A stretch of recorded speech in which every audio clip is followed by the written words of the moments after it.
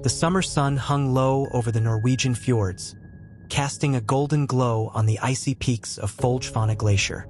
From a distance, it looked like a frozen kingdom, vast, silent, eternal. But to Alec Lunn, it was more than a breathtaking view. It was a story waiting to be told. Alec was no ordinary traveler. At 38 years old, the American journalist had carved out a career chasing stories in some of the world's most unforgiving places. From the dusty streets of conflict zones to the remote corners of Siberia, he had built a reputation for going where others wouldn't. But this time, his mission wasn't about war or politics, it was about ice. Climate change had been reshaping the Arctic for decades, and Alec wanted to see it with his own eyes. Folgefonna, one of Norway's largest glaciers, had been steadily shrinking. He wanted to document the way its once mighty ice fields were retreating, leaving behind scars in the landscape that told a story of a warming planet. For weeks, Alec prepared. His gear list read like that of an Arctic explorer: thermal layers, a GPS tracker, climbing spikes, an ice axe, and a high-resolution camera. He studied satellite maps of the glacier, noting its crevasses and dangerous ridges. He wasn't reckless, he knew the risks. Glaciers could be beautiful, but they were also alive, constantly shifting beneath your feet. On August 14, 2025, Alec boarded a small ferry across the Hardangerfjord, the icy wind stinging his face. In his backpack, alongside his equipment, he carried a worn leather notebook. It was his habit to write by hand before typing up a story. Sketches of ideas, stray thoughts, and fragments of sentences that might later become the first lines of an article. That morning, the weather was clear. The sky was a deep, endless blue, and the sun's rays sparkled on the ice. Felt like the perfect day for a trek. A local guide offered to accompany him, but Alec politely declined. He preferred to move at his own pace, stopping often to photograph details others might miss. The way meltwater carved streams through the ice, the delicate pattern of frost crystals underfoot. "I'll be careful," he assured them. As he strapped on his crampons and adjusted his pack, he felt the familiar rush of anticipation. This was why he became a journalist, to go to the edge of the world and bring back stories most people would never see for themselves. From the moment his boots crunched onto the glacier, he felt small against its sheer immensity. The ice stretched for miles in every direction, glinting like glass under the sun. Somewhere deep inside it, ancient air bubbles thousands of years old were trapped in frozen time. He walked steadily, following a route he had plotted the night before. At each stop, he clicked the shutter, capturing images that might one day appear in a magazine spread about the fragile beauty of the Arctic. What Alec didn't know was that the weather in these parts could turn in an instant, and that within 24 hours, this glacier would become his prison. The first hours on the glacier were a dream. The snow beneath Alec's boots crunched with each step, a rhythmic sound that seemed to blend with the soft sigh of the wind. The sky remained clear, painted in shades of pale blue, and the air was so crisp it almost felt sharp in his lungs. Every so often, he would pause to kneel beside a ridge, brushing away a thin layer of powder to photograph the rippling layers of ancient ice beneath. He was meticulous. Each shot had purpose: wide landscapes to show the glacier's scale, close-ups of melt channels to reveal the delicate patterns of water carving through centuries-old ice. His voice recorder clicked on and off as he murmured notes to himself. By midday, Alec had reached a section of the glacier where the ice rose into jagged towers, seracs, frozen sculptures shaped by years of wind and temperature shifts. He stood for a long time, staring at their blue-tinged surfaces, their shadows stretching across the white plain. The sun was warm on his face, felt safe. But nature, especially here, was never to be underestimated. At first, it was subtle. A faint haze creeping in from the west, soft enough to be mistaken for morning fog. Alec noticed it while taking a photo and glanced toward the horizon. The weather report had mentioned a slight chance of precipitation. Nothing more. He told himself it was nothing. By the time he stopped for a late lunch, a protein bar and sips of icy water from his flask, the haze had thickened into a dull gray veil. The temperature dipped, and the light shifted, flattening the landscape. The details of the glacier, once so distinct, began to blur together. He checked his watch. 2:47 p.m., plenty of daylight left. He decided to push forward a little farther before turning back. Within an hour, the change was undeniable. The wind picked up, whistling through the ice towers. Snowflakes swirled lazily at first, then faster, stinging his cheeks. Alec stopped, frowning. The sky was now an unbroken sheet of gray, the horizon erased. He pulled his hood tight and adjusted his goggles. This wasn't part of the plan, but he knew how to navigate in poor visibility. His GPS device still showed his route, and he set it to guide him back toward the point where he had stepped onto the glacier. But the thing about glaciers, they shift. What had been a stable, marked path hours ago could be transformed by wind and snow in less time than it takes to boil water. The snowfall grew heavier, and soon the wind was gusting hard enough to force him to lean into it. Each step became slower. The landmarks he'd passed earlier, a crevasse, a distinct ridge, were gone, swallowed by white. He was still confident, but somewhere in the back of his mind, a seed of unease began to sprout. He glanced at his GPS again. The signal flickered. Alec told himself to stay calm. "It's just weather," he muttered under his breath. "I've handled worse." But as the wind roared louder and the visibility shrank to a few meters, one truth became unavoidable. The glacier was no longer a place of beauty. It was turning into a trap. The storm hit with a violence Alec hadn't experienced in years of reporting from hostile environments. The wind roared across the glacier, a constant, howling scream that seemed to tear the warmth from his body. Snow whipped sideways, slashing at his face despite the goggles and hood. Within minutes, the world around him had collapsed into a wall of white. No sky, no horizon, no up or down. He stopped walking, realizing he couldn't tell if he was still moving in the right direction. His GPS screen blinked weakly, the numbers jittering as the cold drained the battery faster than normal. He tapped it with his gloved fingers, pleading silently for it to hold out. Didn't. The screen went black. Alec's stomach dropped. The glacier, already treacherous under clear skies, had now become a maze with no exits. He couldn't see the crevasses until they were almost under his feet. He slowed to a crawl, probing the snow ahead with his ice axe before each step. His phone was useless, no signal this deep into the ice. He tried his satellite messenger, but the blizzard made it impossible to get a lock on the network. The little blinking light on the device stared back at him, stubbornly refusing to turn green. As the hours passed, Alec realized he had only two choices: keep moving in the hope of stumbling across familiar ground, or dig in and wait for the weather to break. Moving could mean falling into a crevasse. Staying put meant freezing to death if the storm lasted too long. He chose a middle ground, moving only when he could see a short distance ahead, then stopping to build crude windbreaks from blocks of ice. By evening, the storm had only grown stronger, and nightfall made the whiteout even more disorienting. He found a shallow depression between two seracs and used his ice axe to carve out a small shelter. Inside, the air was still frigid, but it cut the wind enough for him to breathe without feeling the air shred his lungs. He took stock of his supplies: 2 protein bars, a half-liter of water, a small camp stove with 1 fuel canister. He melted a handful of snow in his pot, sipping it slowly, and wrapped himself in a thermal blanket. The noise outside was relentless, a constant battering of wind and snow against the ice walls.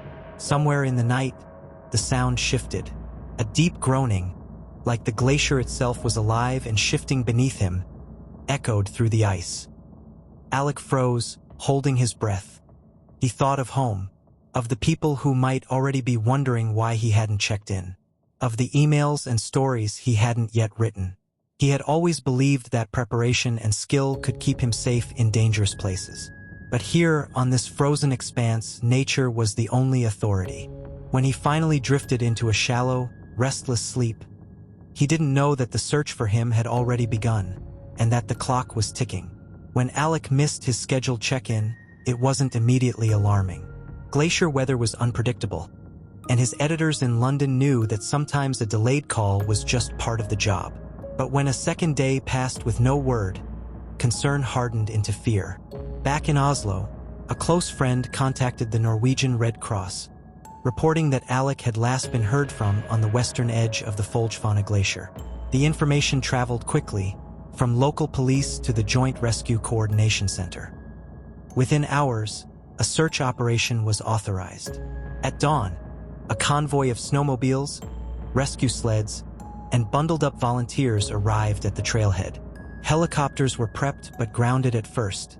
The storm that trapped Alec was still raging. Visibility was so poor that even seasoned rescuers hesitated to venture onto the ice without tether lines. Search coordinator Ingrid Halderson stood over a map spread across the hood of a truck.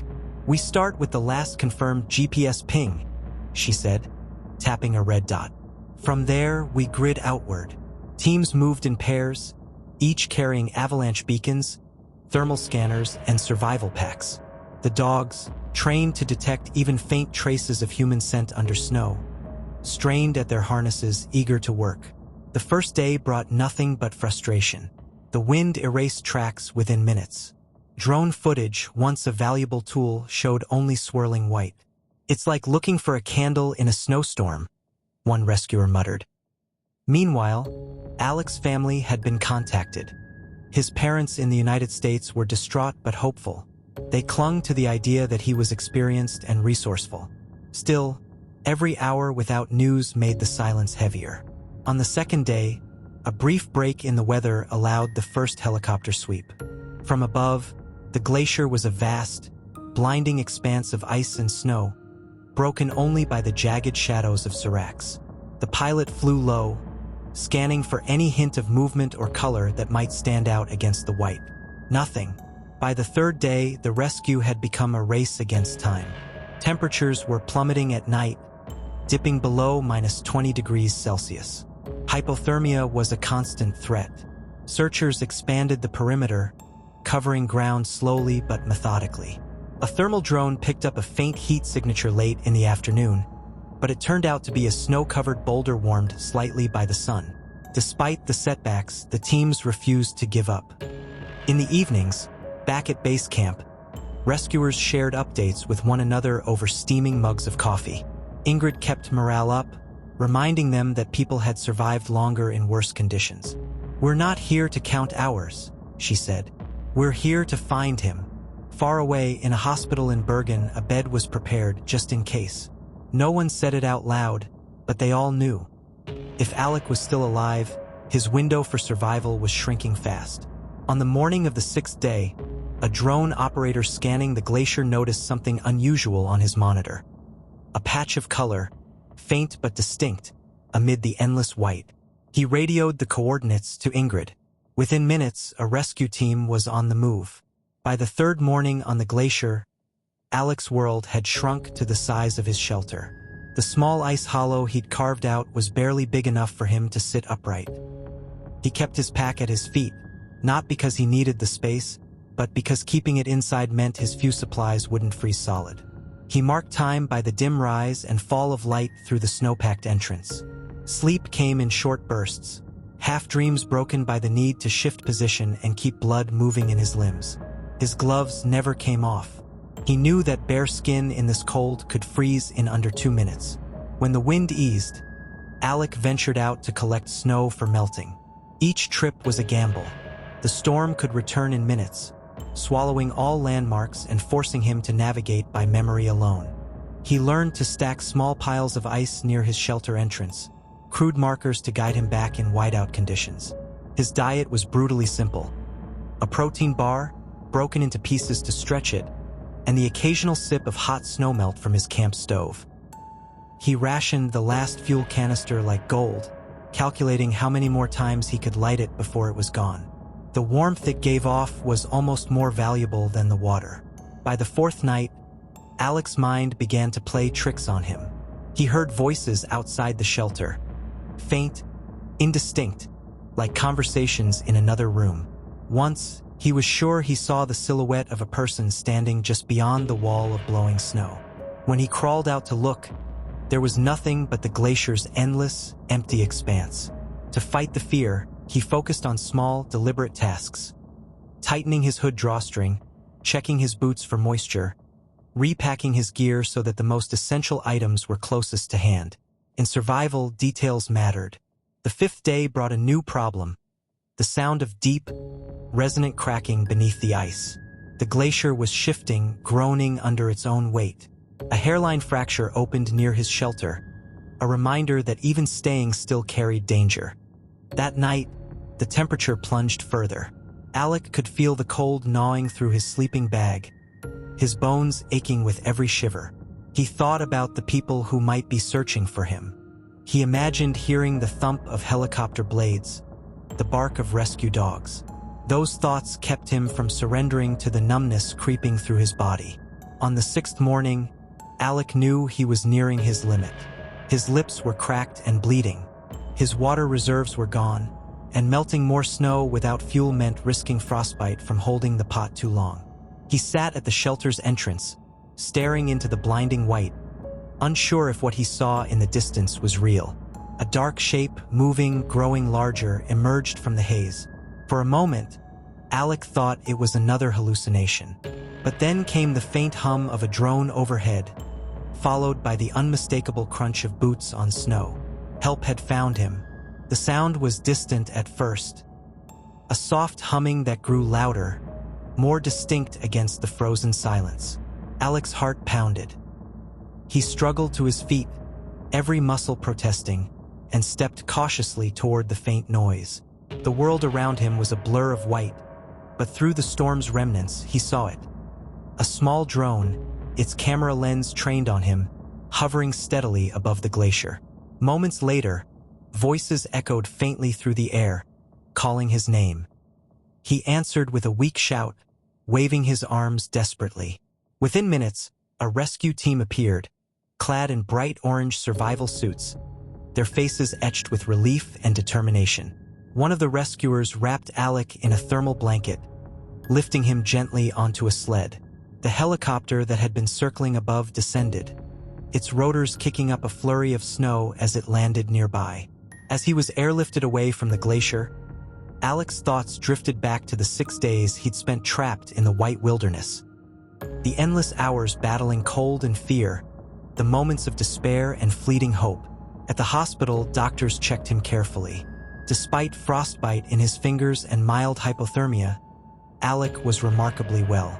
News crews gathered outside, eager to hear the story of survival. In a brief interview, Alec spoke calmly, crediting the rescue teams and the community that never gave up searching. "It was the hardest thing I've ever faced," he said. "But knowing people were out there looking for me made all the difference." His story became a beacon of hope, a reminder that even in the harshest conditions, courage and perseverance could save a life. But beyond the headlines, Alec's experience highlighted something deeper: the fragile beauty of our planet and the urgent need to protect it. He vowed to continue his work, now with a renewed sense of purpose. The glacier that nearly claimed him was a warning sign, and his story was a call to action. As the sun set over the Norwegian fjords, Alec looked ahead, grateful to be alive, ready to share his story, and determined to make a difference. Thank you for following Alec's journey. Remember, every missing person deserves to be found, and every story matters.